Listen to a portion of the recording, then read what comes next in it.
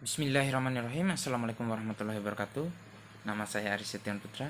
Saya akan mencoba menjelaskan bagaimana cara kita menentukan SPOC dalam sebuah kalimat atau suatu kalimat.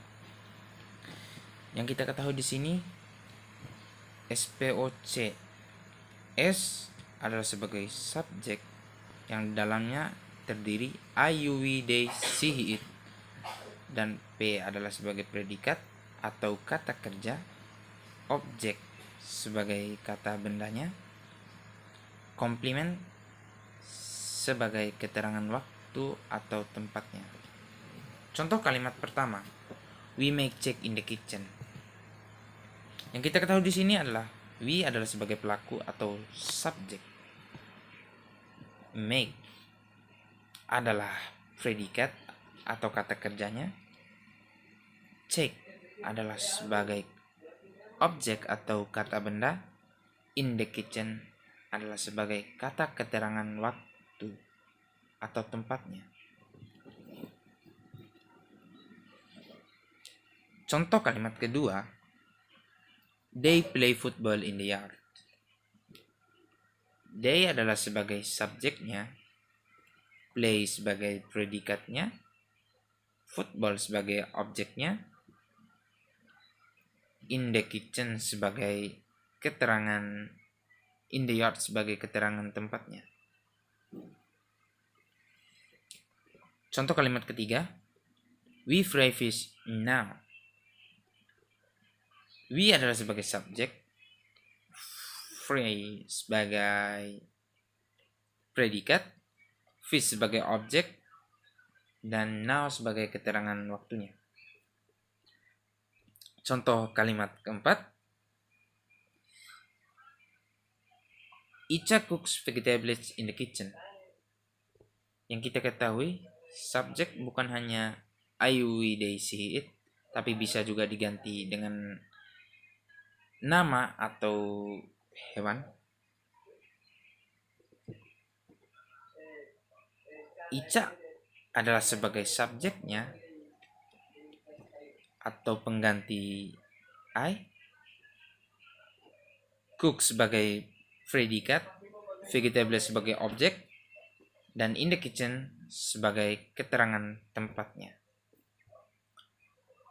Contoh kalimat kelima, Lina finds bird in the forest. Lina sebagai subjeknya, finds sebagai predikatnya, bird sebagai objeknya, dan in the forest sebagai keterangan tempatnya. Contoh kalimat keenam, my cat eats steak in the morning. My cat, subjek kan bisa diganti dengan nama orang atau nama hewan. My cat sebagai subjeknya, it sebagai predikatnya, stick sebagai objeknya, dan in the morning sebagai keterangan waktunya. Contoh kalimat ketujuh, we read book in the school. We adalah sebagai subjeknya, read sebagai predikat atau kata kerjanya, book sebagai objek, dan in the school sebagai keterangan tempatnya. Contoh kalimat ke-8,